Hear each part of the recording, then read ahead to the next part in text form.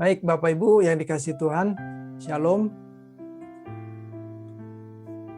Selamat malam buat kita semua. Mari kita mulai acara pendalaman Alkitab kita malam hari ini. Mari kita satu dalam doa.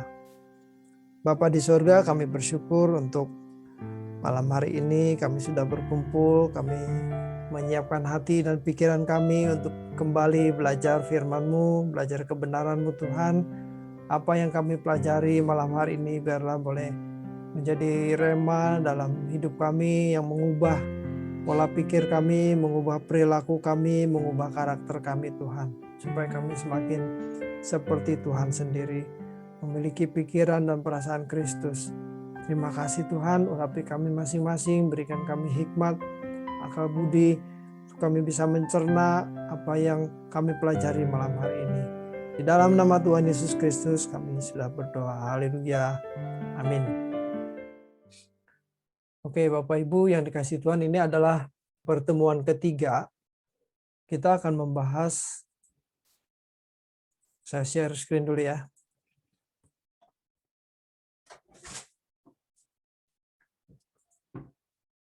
Malam hari ini kita akan belajar ada 5 topik. Yang pertama tentang Allah bertindak berdasarkan tatanan dalam dirinya. Dan untuk itu ada subtemanya yaitu doa dan kedaulatan Allah. Yang kedua, Allah tidak bisa dipaksa. Kemudian kedaulatan Allah yang tidak sewenang-wenang. Kemudian Allah tidak berubah. Allah Maha Kudus. Dan yang terakhir, meraih kesucian Allah. Ini topik-topik yang akan kita pelajari malam hari ini. Jadi 5 bab dari buku tebal tulisan Bapak Pendeta Dr. Erastus Sabdono. Oke, yang pertama kita akan bahas tentang Allah bertindak berdasarkan tatanan dalam dirinya.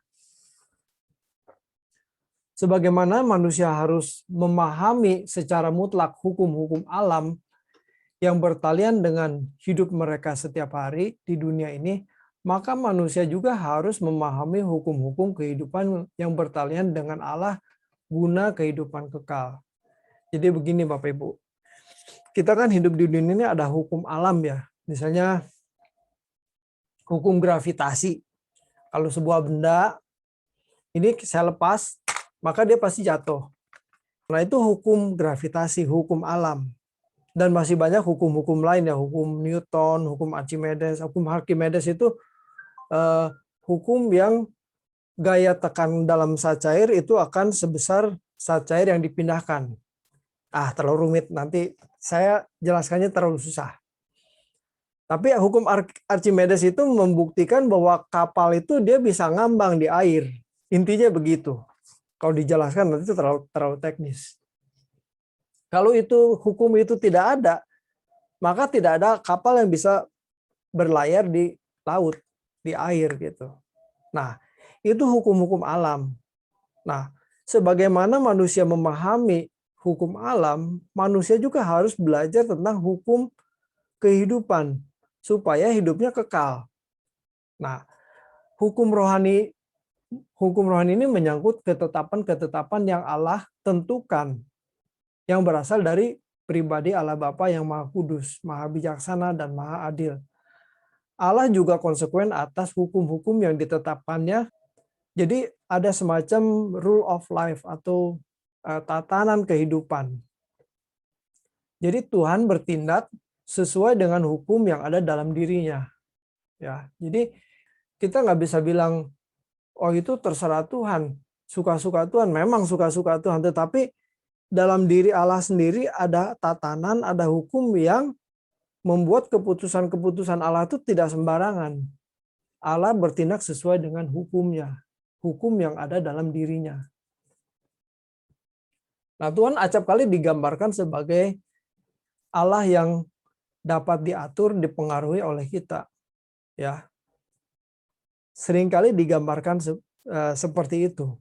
Pengaturan terhadap Allah dan cara-cara mempengaruhi Tuhan itu dengan cara seperti misalnya dalam konteks kita orang Kristen itu lewat sarana liturgi, kebaktian, doa, itu seringkali dikesankan bahwa kita bisa mempengaruhi Allah. Misalnya begini Bapak Ibu, kita berdoa buat orang sakit. Tuhan, sembuhkan Bapak ini atau Ibu ini di dalam nama Yesus, sembuh. Sekarang juga sembuh begitu. Waduh, dulu saya begitu Bapak Ibu. Tapi sekarang setelah mengerti kebenaran, rasanya kita malu mau doa begitu. Benar. Karena apa? Ya, itu dikesankan bahwa kita bisa nyuruh-nyuruh Tuhan gitu ya. Bisa mengatur-ngatur Tuhan. Padahal yang jadi Tuhan tuh siapa gitu loh. Kan bukan kita. Kok kita nyuruh-nyuruh Tuhan untuk menyembuhkan siapa begitu, menyembuhkan jemaat kita gitu. Kan nggak bisa. Nah, Tuhan punya tatanan, Tuhan punya aturan dalam dirinya gitu. Satu hal yang penting yang harus kita mengerti dan kita terima bahwa Allah adalah Allah yang berdaulat dan bebas. Ia bertindak dan bekerja sesuai dengan hakikatnya. Dalam Yesaya 40 ayat 13 dan 14 menunjukkan bahwa Allah bukanlah Allah yang diatur oleh siapapun dan dengan cara bagaimanapun. Tidak ada suatu kuasa pun yang menekan Allah dan mengaturnya. Yesaya 40 ayat 25 dan 26.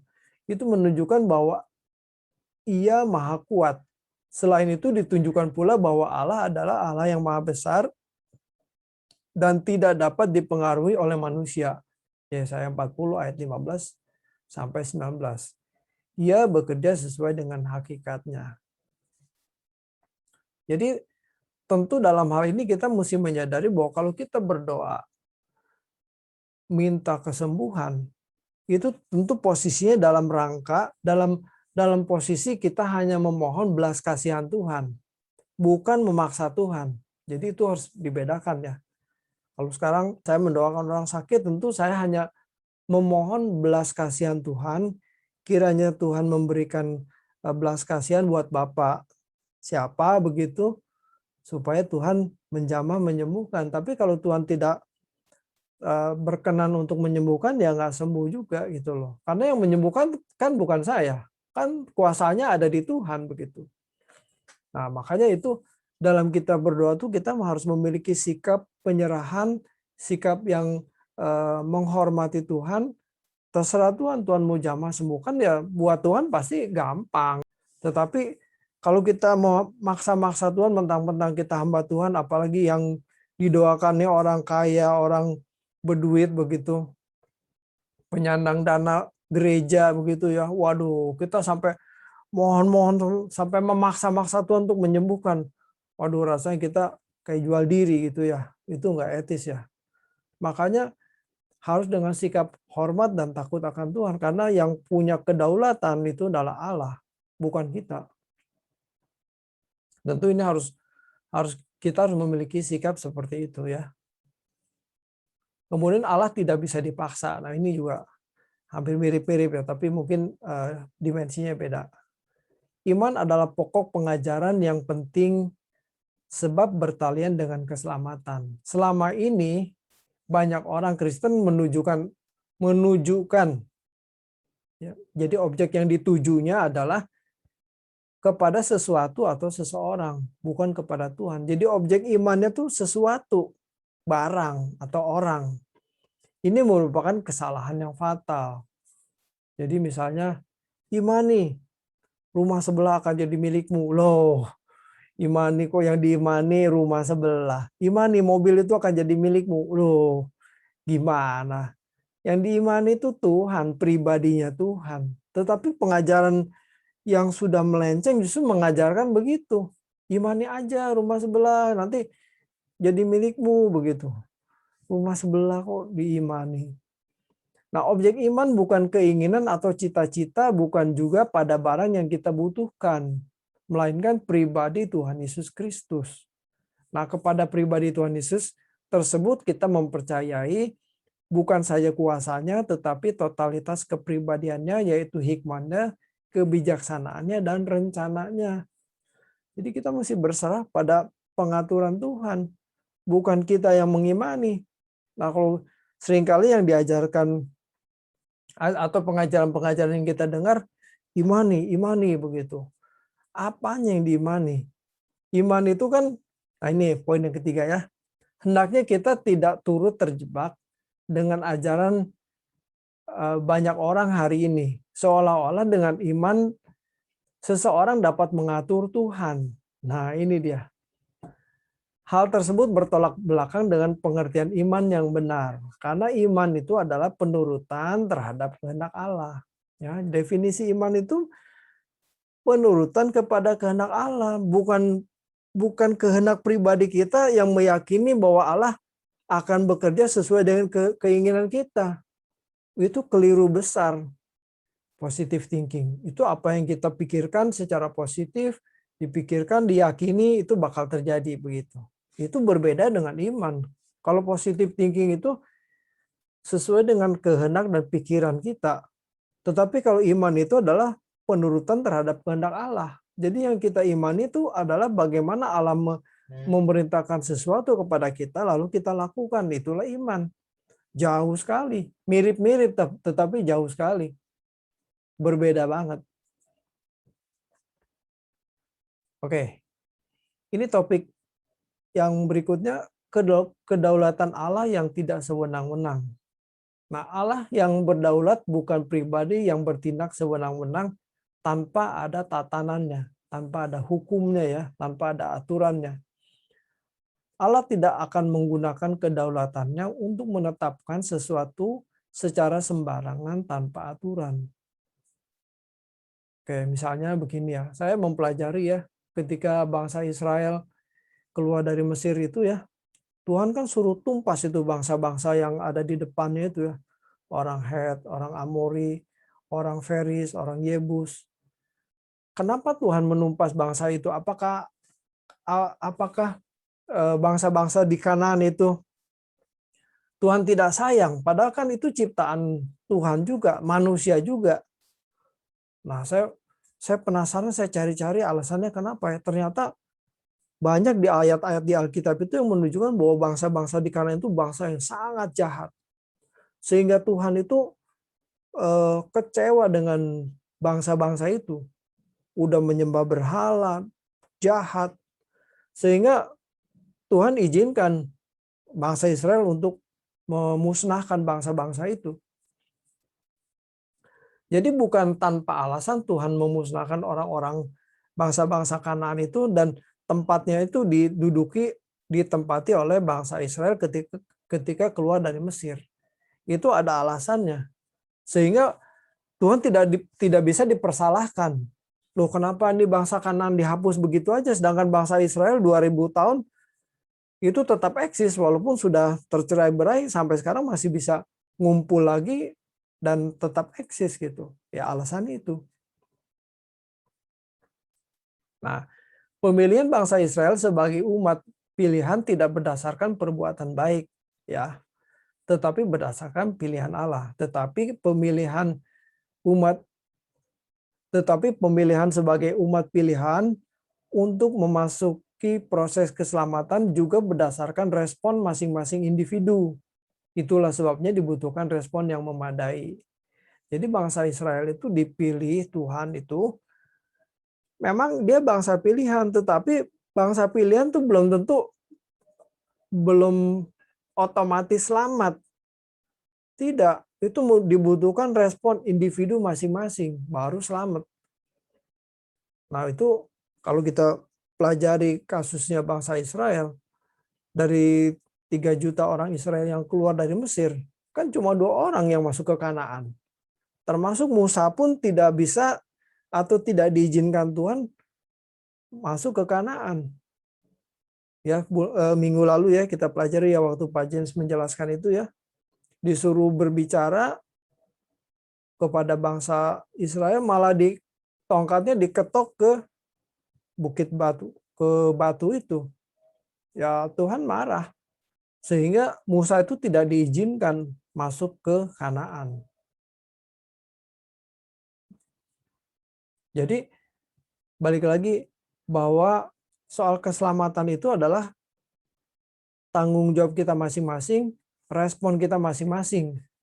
Walaupun bangsa Israel ada bangsa pilihan, dipilih Tuhan, tetapi tetap bukan berarti yang keluar dari Mesir itu pasti masuk ke Kanaan. Tidak.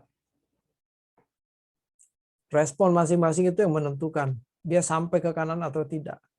Nah, sama, kita juga orang Kristen mengaku sebagai umat pilihan, tetapi kalau kita tidak merespon dengan benar, ya nggak selamat. Nggak selamat. Sesungguhnya kedaulatan Allah adalah kedaulatan untuk menetapkan tatanan atau hukum, bukan kedaulatan untuk menetapkan keputusan yang membinasakan manusia. Ya, Allah berdaulat, ya, tetapi kedaulatan itu digunakan untuk menetapkan tatanannya, aturan mainnya. Misalnya tadi yang saya ceritakan itu ya, Allah membuat tatanan, pokoknya yang merespon setiap perintah Tuhan, maka dia akan selamat. Nah, itu tatanannya kan. Bukan Allah menentukan sekelompok manusia bakal selamat atau mengelompokkan sekelompok manusia lagi tidak selamat. Kan bukan begitu. Kalau begitu kan manusia jadi tidak bertanggung jawab. Tetapi yang ditentukan adalah tatanannya untuk manusia yang merespon dengan tanggung jawab karya keselamatan Allah. Nah, itulah yang selamat. Nah, itu tatanannya. Dari ketetapan tatanan tersebut, Allah bertindak. Allah tidak akan bertindak di luar tatanan yang ditetapkannya sendiri. Betapa agung Allah seperti ini. Oke ya. Dulu saya berpikir gini Bapak Ibu. Dulu ya, kenapa Allah udah tahu nih iblis memberontak?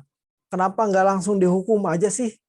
Udah langsung aja masukin, jeblosin ke neraka, dibakar begitu kan selesai. Nggak banyak korban. Nah, Allah punya tatanan. Tatanan Allah itu adalah yang bisa mengalahkan iblis adalah harus ada makhluk yang membuktikan bahwa iblis bersalah. Allah tahu iblis bersalah lah. Lawang dia memberontak kok menyamai Allah. Tetapi Allah punya tatanan ini bahwa harus ada buktinya dulu. Harus ada makhluk yang memiliki ketaatan yang sempurna kepada Allah Bapa, baru ketahuan, baru membuktikan ke si iblis ini.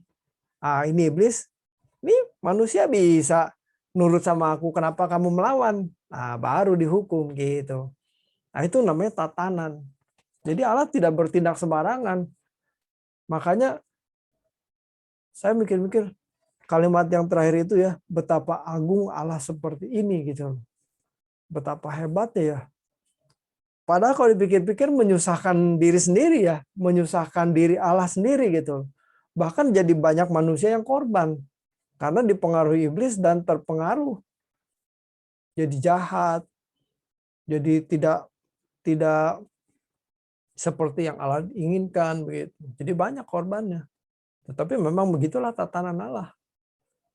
Hanya orang-orang yang memiliki kehidupan seperti Tuhan Yesus itulah yang selamat. Kalau enggak ya enggak selamat. Harus membuktikan bahwa iblis bersalah gitu.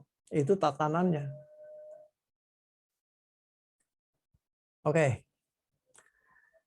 Alkitab ditulis agar manusia dapat mengenal sifat dan hakikat Allah, sehingga manusia dapat menempatkan diri secara benar di hadapan Tuhan yang dinamis. Ya, perhatikan dinamis ya. Kalau manusia itu sudah ditentukan oleh Allah, yang sebagian yang selamat, yang sebagian lagi tidak ditentukan selamat, berarti kan itu manusia tidak dinamis. Mau biarin gimana manusia berbuat jahat, tetap aja kalau memang ditentukan selamat ya pasti selamat gitu. Nah, ini dinamis. Jadi peran manusia itu menentukan dia akan selamat atau tidak. Kalau kita dikunci dengan pengajaran bahwa keselamatan semua orang telah ditetapkan oleh Tuhan, maka hidup tidak bisa berdinamika. Kita tidak bisa berinteraksi secara proporsional. Dengan demikian manusia dengan rela tanpa paksaan membangun hubungan dengan Tuhan dalam aturan yang jelas berdasarkan sifat dan hakikat Allah. Aturan tersebut ditentukan oleh Allah berdasarkan sifat dan hakikat Allah yang kudus. Jadi ketika kita mengenal Allah, oh Allah tuh maunya begini. Allah Allah kudus, maka kita juga harus kudus gitu ya. Kita mengenalkan dari Alkitab ya. Sebagaimana aku kudus, engkau pun harus kudus. Kuduslah kamu sebab aku kudus begitu ya. Nah, kita belajar itulah dinamika hubungan kita dengan Allah tuh harus begitu gitu loh. Supaya ini membangun hubungan yang harmonis dengan Tuhan. Sekarang Allah yang tidak berubah. Kalau berbicara mengenai Allah yang tidak berubah, apa yang muncul dalam benak orang pada umumnya? Biasanya mereka berbicara mengenai Allah yang tidak berubah, perhatiannya tertuju kepada kasih dan kuasanya yang tidak berubah. Betul kan ya? Dulu ada lagu waktu saya masih remaja begitu. Tuhan Yesus tidak berubah, tidak berubah, tidak berubah. Begitu ya lagunya ya. Kemudian diganti, dan kuasanya tidak berubah, tidak berubah, tidak berubah. Dan kasihnya tidak berubah, tak berubah. Selama-lamanya begitu. Kasih dan kuasanya. Penekanannya itu dikasih dan kuasanya. Tentu tidak salah, tetapi itu tidak lengkap. Karena penekanan hanya dikasih dan kuasanya. Nah, sekarang kita belajar sesungguhnya apa sih yang tidak berubah begitu ya. Tentu saja seluruh hakikatnya. Yang tidak berubah tuh hakikatnya. Nah, kasih dan kuasanya itu hanya sebagian dari hakikatnya, padahal masih ada yang lain. Ia Allah yang penuh kasih dan berkuasa, tetapi juga Allah yang adil, bebas, berdaulat, bijaksana, suci. Ia juga Allah yang adil, yang keadilannya menuntut hukuman dan menciptakan penghakiman. Tuh ya, kalau adil ya berarti ada hukuman dan penghakiman. Nggak mungkin orang baik dan orang jahat semua masuk surga. Harus adil. Kalau yang jahat ya harus dihukum gitu kan. Nah kalau penekanannya cuma kasih dan kuasanya, orang mau berbuat jahat ya tetap aja masuk surga. Ya susah, ajarannya jadi ngaco. Ia berkuasa dan kekuasaannya itu tidak terbatas, tetapi ia bukan Allah yang bisa diatur oleh manusia. Ia bertindak sesuai dengan kehendaknya. Ia adalah Allah yang bertindak tepat, sempurna, sebab ia adalah Allah yang maha bijaksana. Cara Allah bertindak kepada umat pilihannya di perjanjian lama dengan cara Allah bertindak kepada umatnya di perjanjian baru sangat berbeda. Ya. Itulah sebabnya kita tidak boleh sembarangan mengambil ayat dalam perjanjian lama dan secara sembarangan mengenakannya lagi kepada kehidupan kita sebagai umat perjanjian baru. Jadi misalnya begini ya, seringkali diproklamirkan engkau akan menjadi kepala dan bukan ekor begitu ya. Kekayaan bangsa-bangsa akan dipindahkan kepadamu begitu ya. Itu ayat bukan untuk orang Kristen. Itu ayat untuk orang Israel. Bagaimana mungkin kekayaan bangsa-bangsa akan dipindahkan kepadamu? Bangsa yang mana yang hartanya dipindahkan ke rekening kita? Kan nggak ada. Tapi kalau bangsa Israel, iya, ketika bangsa Israel menduduki kota-kota di Kanaan, itu orangnya kan dibunuh. Misalnya orang Het, orang Feris, orang Jebus, orang Kanaan, orang Yeriko. Waktu Yosua memimpin bangsa Israel menyeberang Sungai Yordan, kan dia harus menyerang kota-kota di seberang Sungai Yordan itu, mendudukinya. Kota Yeriko itu orangnya habis dibakar. Setelah dia berkeliling 7 hari, itu orang-orangnya ditumpas habis. Nah, barang-barangnya dijarah. Nah itu kekayaan bangsa-bangsa akan dipindahkan kepada kamu. Kan bener. Nah kalau sekarang dikenakan di kita, kekayaan bangsa mana yang dipindahkan ke kita, ke rekening kita, kan nggak ada. Itu bukan buat kita gitu loh. Nah sekarang saya balik lagi. Cara Allah bertindak kepada umat pilihannya di perjanjian lama itu berbeda dengan cara Allah bertindak kepada umatnya di perjanjian baru. Coba kalau perjanjian lama kan begini. engkau menuruti segala firman-Mu, engkau diberkati. Tetapi kalau di perjanjian baru kan enggak. Apakah murid-murid Tuhan Yesus di Roma itu di abad pertama tidak nurut sama Tuhan Yesus? Kan nurut. Apakah Paulus tidak membela pekerjaan Tuhan? Kan membela. Apakah Stefanus tidak tidak hidup seperti yang Allah inginkan? Ya pastilah. Tetapi apa yang diterimanya? Apakah berkat berlimpah susu dan madunya? Kan tidak. Yang mereka terima aniaya. Nah, jadi caranya yang berbeda. Caranya berbeda. Tetapi hakikatnya tetap sama. Ya, cara Allah bertindak dalam Alkitab terhadap umatnya sering tidak sama dengan cara Allah bertindak kepada kita yang hidup di abad 21. Dalam hal ini bukan berarti Allah berubah. Allah dalam hakikatnya tidak pernah berubah. Tetapi konteks dan keadaan yang berubah. Oleh sebab itu, hendaknya kita tidak memaksakan Allah bertindak pada zaman kita, di konteks kehidupan kita sama seperti Allah bertindak pada zaman dulu. Kalau zaman dulu kan, wah ada musuh nih. Tuhan membutakan orang-orang ini, musuh kita dibutakan sehingga dia bingung nyari pintu gitu ya. Wah sekarang kalau kita ada debt collector datang, Tuhan butakan mata orang itu supaya dia tidak bisa menggedor rumah kita. Wah nggak bisa, sembarangan aja. Nggak bisa begitu ya. Dalam hal ini, yang harus dikenali adalah prinsip hakikatnya, bukan ekspresi atau bentuk kerjanya. Ekspresi atau bentuk kerja Allah bisa berubah, tetapi prinsipnya, hakikatnya tidak berubah. Sekarang Allah Maha Kudus. Kekudusan Allah adalah sifat hakikat Allah yang paling menonjol dari sifat-sifatnya yang lain. Pengertian kudus ini lebih dari sekedar bersih. Kata ini dalam teks asli bahasa Ibrani adalah kados. Kados itu tulisannya ya. Kados bahasa Ibraninya. Yang artinya dipisahkan dari yang lain. Dipisahkan dari yang lain. Jadi ketika bangsa Israel itu dibawa Tuhan keluar dari Mesir, itu dipisahkan. Dia nggak boleh nyampur sama bangsa-bangsa yang didudukinya. Makanya harus ditumpas. Orang Yeriko, Feris, Yebus, orang Het, semua ditumpas. Itu harus dipisahkan dengan bangsa-bangsa lain. Demikian juga Allah menginginkan Abraham itu keluar dari Ur Kasdim. Itu tujuannya apa? Supaya dia dipisahkan dari bangsa-bangsa yang tinggal di Ur Kasdim itu. Jadi harus dipisahkan. Kalau bahasa Yunaninya itu adalah hagios.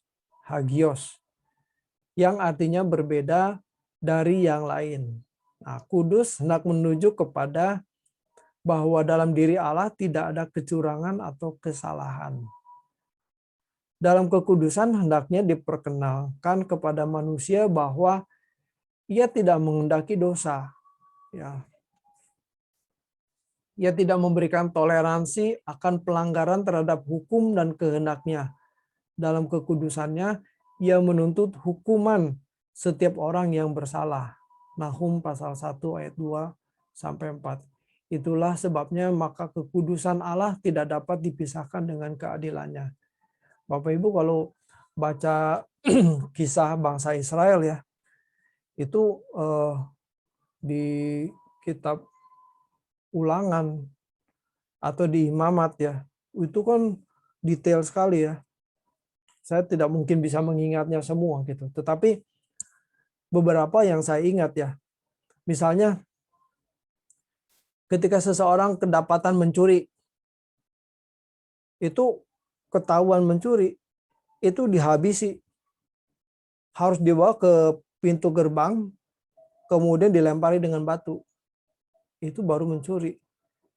Kemudian kalau dia misalnya tidur dengan istri sesamanya, wah itu berzina kan, kedapatan, udah bawa ke pintu gerbang, di seluruh orang Israel melempari dia dengan batu.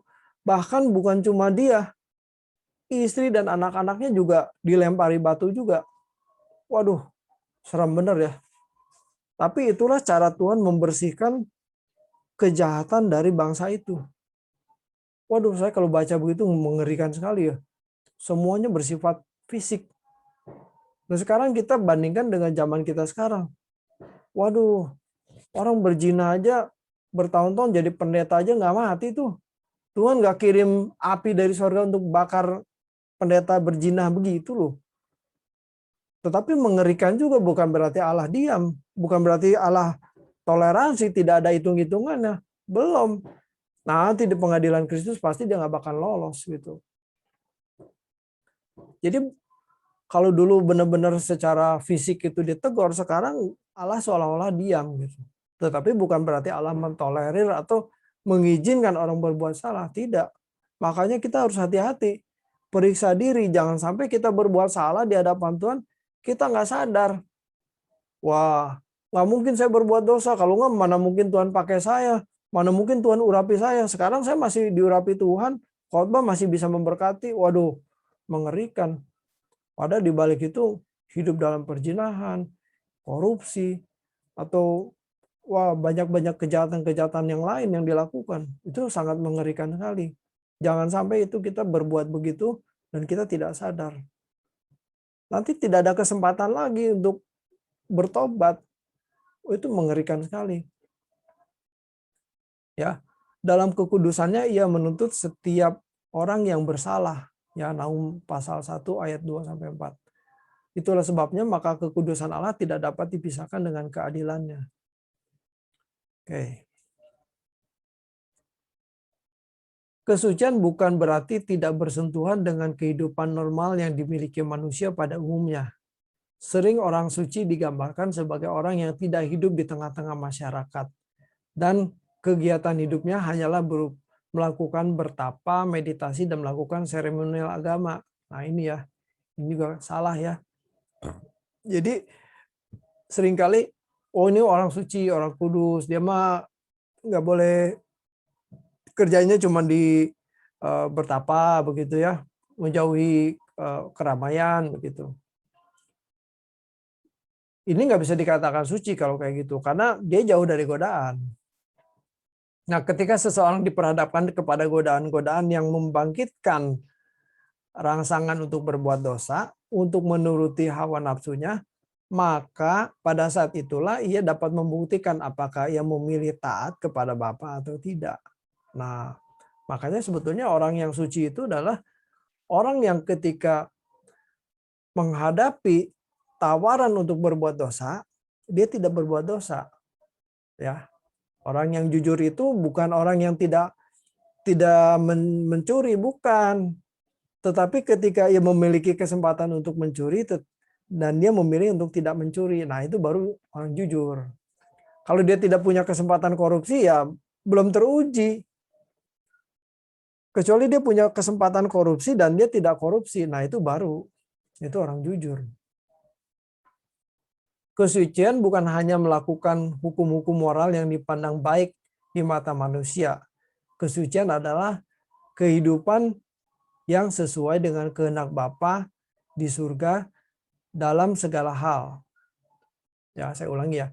Kesucian adalah kehidupan yang sesuai dengan kehendak Bapa di surga dalam segala hal. Jadi pikiran perasaannya tuh sesuai dengan pikiran perasaan Kristus. Sehingga apa yang dilakukannya itu selalu sesuai dengan kehendaknya. Ini berarti bahwa orang percaya harus mengerti apapun yang Bapa kehendaki, dan dengan sukacita dan rela serta bersungguh-sungguh kita berusaha melakukannya. Matius 7 ayat 21 sampai 23. Bukan orang yang berseru-seru kepadaku Tuhan, Tuhan yang akan masuk ke dalam kerajaan surga, melainkan dia yang melakukan kehendak Bapakku. Jelas ya? Kalau kita tidak melakukan kehendak Bapa, ya kita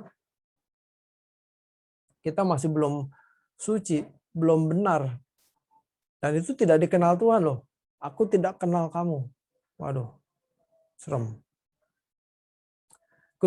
Kesucian adalah hidup yang dipersembahkan bagi pemuasan hati Tuhan semata-mata. Kalau seseorang masih mau menyenangkan dirinya sendiri, ia tidak akan pernah hidup dalam kesucian. Biasanya orang yang beranggapan bahwa mencari kesenangan diri sendiri bukan sesuatu yang melanggar hukum, menurutnya yang penting orang tidak dirugikan atau tidak dilukai. Memang mereka tidak merugikan dan menyakitkan orang lain. Bahkan mereka juga berbuat hal-hal yang dinilai kebajikan sesama. Ya, itu seringkali kita, yang penting kan kita nggak melukai orang lain. Yang penting kan kita nggak berdosa, nggak melakukan kriminal. Nah, tetapi itu masih menyenangkan diri sendiri. Sedangkan definisi kesucian adalah hidup yang dipersembahkan bagi pemuasan hati Tuhan, bukan untuk menyenangkan diri sendiri. Kalau cuma level baik, ya beragama, belum memiliki kehidupan seperti Kristus, itu masih di level baik, masih di level orang beragama. Sekarang meraih kesucian Allah. Kesucian hidup dianggap sesuatu hal yang sangat tinggi untuk bisa diraih. Rasanya mustahil atau setengah mustahil untuk mencapainya. Manusia dimungkinkan untuk bisa mencapai dan memiliki kesucian seperti kesucian Allah sendiri. Sesuatu hal yang mustahil dilakukan manusia. Untuk ini, Allah menjanjikan bahwa bagi Tuhan tidak ada yang mustahil. Matius 19 ayat 26. Jadi ayat itu seringkali dipelintir ya. Bagi Allah tidak mustahil, atau bagi orang percaya tidak ada mustahil begitu. Itu bukan soal mujizat, bukan soal sakit sembuh, bukan soal nggak ada kerjaan terus besok dapat kerjaan. Itu bukan soal itu, tetapi soal kesucian hidup, soal memiliki pikiran dan perasaan Kristus. Bagaimana dia menjalani hidupnya sesuai dengan kehendaknya, itu mustahil sebetulnya. Dikembalikan ke rancangan semula itu sebetulnya proyek mustahil. Nah, tetapi apa yang mustahil bagi Allah tidak, apa yang mustahil bagi manusia tidak mustahil bagi Allah. Bagi Allah tidak ada yang mustahil. Nah, itu ayat itu sebetulnya ngomong itu. Bukan soal sakit jadi sembuh, bagi Allah tidak mustahil. Tapi seringkali diplesetkan, dipelintir jadi itu. Karena itu soalnya komoditas yang laku di gereja. Kemustahilan yang ditulis dalam Alkitab bertalian dengan kemungkinan untuk memiliki kehidupan yang sesuai dengan kehendak Allah. Ya, sayang sekali ayat ini sering dikaitkan dengan pemenuhan kebutuhan jasmani. Dunia telah membuat manusia dipenuhi dengan berbagai keinginan, terutama kekayaan. Pengharapan manusia ditaruh pada kekayaan dunia dan segala kesenangannya. Ya kan? Manusia itu kan tujuannya cuma itu. Sukses dan bahagia. Banyak uang, punya rumah, mobil, terhormat, terkenal. Udah itu aja yang dicari. Ini bukan berarti memiliki hal-hal tersebut adalah salah. Tetapi Tuhan menghendaki agar pengharapan dan kebahagiaan sukacita kita ada pada kemuliaan bersama dengan Tuhan pada waktu Tuhan menyatakan dirinya. Sukacita kita tuh harusnya pada Tuhan, bukan pada materi. Kalau kita menggantungkan pada materi ya jadi salah. Kesucian hidup tidak dapat dimiliki orang percaya dengan sendirinya atau secara otomatis. Seberapa besar orang mencapai kesucian bukan hanya tergantung pada kasih karunia-Nya, tetapi juga sangat tergantung dari perjuangannya. Ya, tidak otomatis. Kita dapat kasih karunia itu tidak membuat kita menjadi suci. Tidak. Kesucian itu bukan hasil dari kasih karunia, bukan. Tapi hasil dari perjuangan bagaimana kita membersihkan atau mendandani batiniah kita supaya kita jadi suci. Itulah sebabnya Tuhan Yesus menyatakan bahwa untuk masuk kerajaan surga harus berjuang. Lukas 13 ayat 24. Di sisi lain Tuhan Yesus juga menyatakan bahwa banyak yang dipanggil, sedikit yang dipilih. Matius 22 ayat 14. Tentu pilihan ini juga berdasarkan respon seseorang. Sangat menyedihkan banyak orang Kristen yang sudah merasa bahwa percaya ia pasti selamat masuk surga. Ini karena ajarannya sih yang begitu. Gereja mengajarkan gitu. Yang penting yakin mati masuk surga begitu ya. Padahal hidupnya masih compang-compeng, masih gampang tersinggung, masih mata duitan, masih mata keranjang. Aduh, ampun deh. Orang yang berkerinduan untuk mencapai kesucian dan menyukakan hati Bapa, pasti ia dapat meraihnya. Ingat, tidak ada yang mustahil bagi Tuhan. Tidak ada yang sulit kalau sudah dilakukan dan dibiasakan. Tetapi akan menjadi sulit dan tidak mungkin bisa dilakukan kalau tidak pernah diusahakan untuk dilakukan atau dibiasakan. Hal ini akan menggerakkan kita untuk memperhatikan langkah kita setiap detik, setiap menit, setiap jam. Apakah segala sesuatu yang kita lakukan itu sesuai dengan kehendaknya atau tidak. Contohnya begini, misalnya soal doa pagi ya. Itu buat orang yang tidak pernah berdoa, waduh, itu sengsara tuh. Udah pagi-pagi, masih ngantuk, doanya 1 jam lagi. Bener. Tetapi kalau dibiasakan, ini jadi irama hidup kita. Kita bikin alarm jam 5 kurang seperempat atau setengah 5. Itu kadang-kadang alarm belum bunyi kita udah bangun. Karena apa? Oh iya, ini waktunya doa. Ini prime time-nya kita menghadap Tuhan. Itu menjadi saat yang dinantikan, dirindukan begitu. Coba aja tanya Bu Rosita, bangun jam berapa? Nanti habis ini Bu Rosita ngomong ya. Ini jadi irama hidup. Tapi kalau tidak dibiasakan, nggak bakalan bisa. Bener. Udah pagi-pagi, aduh masih ngantuk. Apalagi malamnya juga nonton film dan sebagainya. Itu benar-benar nggak niat doa pagi. Kalau udah tahu besok ada doa pagi, ya malam jangan tidur terlalu malam. Tapi kalau yang biasa tidur malam ya nggak apa-apa juga. Yang penting paginya bisa bangun gitu ya. Ini harus dibiasakan. Harus menjadikan itu irama hidup kita.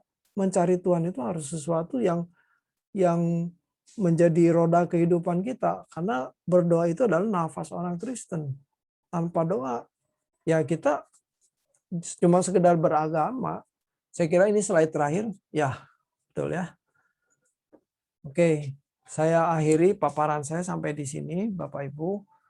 Atau mungkin saya minta Bu Rosita ngomong dulu sebentar soal kehidupan Bu Rosita kalau doa pagi seperti apa. Silakan Bu.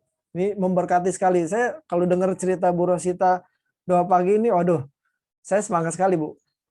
Silakan Bu, di-unmute dulu Bu. Udah bisa Pak? Ya, silakan Bu. Ya, silakan Bu. Bagi saya, puji Tuhan, kalau mengenai doa pagi, itu memang merupakan suatu kebutuhan. Jadi kalau suatu kebutuhan itu berarti kan harus dipenuhi. Jadi mula-mula dulu saya memang kerinduan, sebelum mulai segala aktivitas saya, harus menghadap Tuhan dulu. Baru mau melakukan aktivitas. Dan sudah merupakan suatu ini bagi saya tidak makan, tidak sarapan, tidak minum sebelum saya bersekutu dulu dengan Tuhan. Itu sudah komitmen saya mulai rindu untuk mencari Tuhan lebih dalam. Dan mula-mula Pak, mula-mula sekali ya dimulai dulu dari jam 5 pagi. Naik lagi menjadi jam 4 pagi. Naik lagi jam 3 pagi. Jangan sekarang Pak. Sungguh, tapi puji Tuhan itu hanya kemurahan Tuhan. Jam 2 pagi itu saya sudah bangun, Pak. Jam 2 pagi bangun, sikat gigi, ganti pakaian, langsung saya masuk ke ruang doa. Tapi memang untuk bisa itu, memang minta kekuatan dari Tuhan. Mesti punya kerinduan yang sangat kuat, baru Tuhan mampukan. Kalau tanpa kerinduan, nggak bisa, Pak. Jadi malam-malam, habis sebelum tidur, saya baca firman Tuhan dulu, terus berdoa, tetap doa saya, Tuhan, mohon kemurahan-Mu Tuhan, supaya kalau boleh Tuhan, saya sebelum 2:30 pagi, saya sudah masuk di ruang doa untuk bersekutu dengan Engkau. Itu tiap malam, doa saya setiap pagi, setiap malam. Sebelum 2:30 pagi, Tuhan, saya harus bersekutu dulu dengan Engkau Tuhan. Saya tidak memuji Engkau, menyembah Engkau, Sang Rajaku, pemilik kehidupanku sebelum memulai segala aktivitasku. Ternyata, biar tidur jam 11, biar tidur jam 11:30 malam, bisa bangun jam 2 pagi benar-benar. Sampai saya senyum-senyum gitu. Bangun. Lagi enak tidur. Tiba-tiba terbangun jam 2 pagi. Aduh Tuhan, terima kasih Tuhan. Kalaupun kita bisa dibangunkan, saya merasa itu betul-betul itu Tuhan yang bangunkan. Seperti punya alarm, Pak. Jadi saya itu nggak pakai alarm, sudah otomatis memang jam 2 pagi sudah. Biar tidur jam setengah 12 malam, jam 2 pagi itu memang saya sudah terbangun, Pak. Jadi itulah pengalaman saya mengenai doa. Memang sungguh indah, sekali enak, sekali bersekutu dengan Tuhan itu. Kita senyum-senyum, rasanya bangun tidur itu jam 2, Tuhan terima kasih Tuhan. Kalau aku kau bangunkan jam 2 pagi, Tuhan memang ini kerinduanku. Terus jam 2 pagi benar Pak, saya sudah langsung masuk kamar mandi, sikat gigi, cuci muka, ganti pakaian, baru saya masuk ke ruang doa, saya bersekutu dengan Tuhan.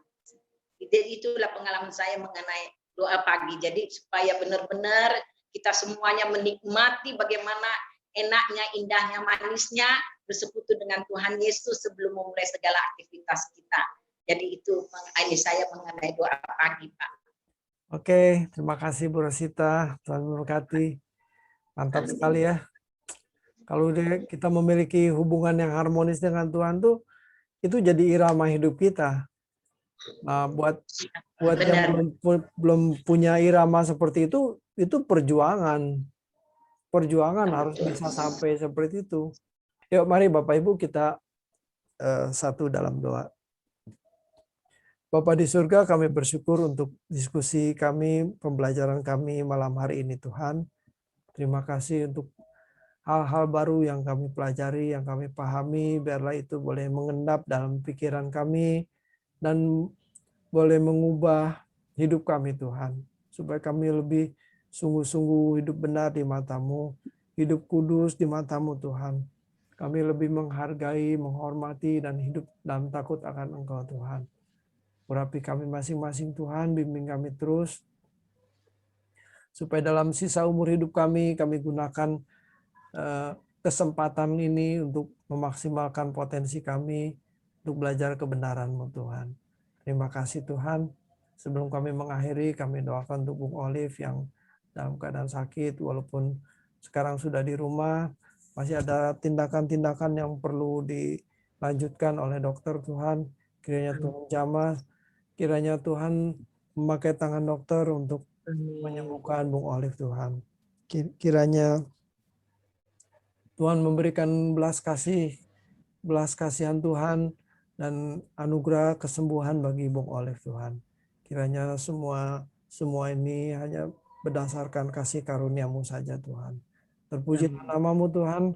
Kami akhiri acara kami malam hari ini di dalam nama Tuhan Yesus Kristus. Haleluya.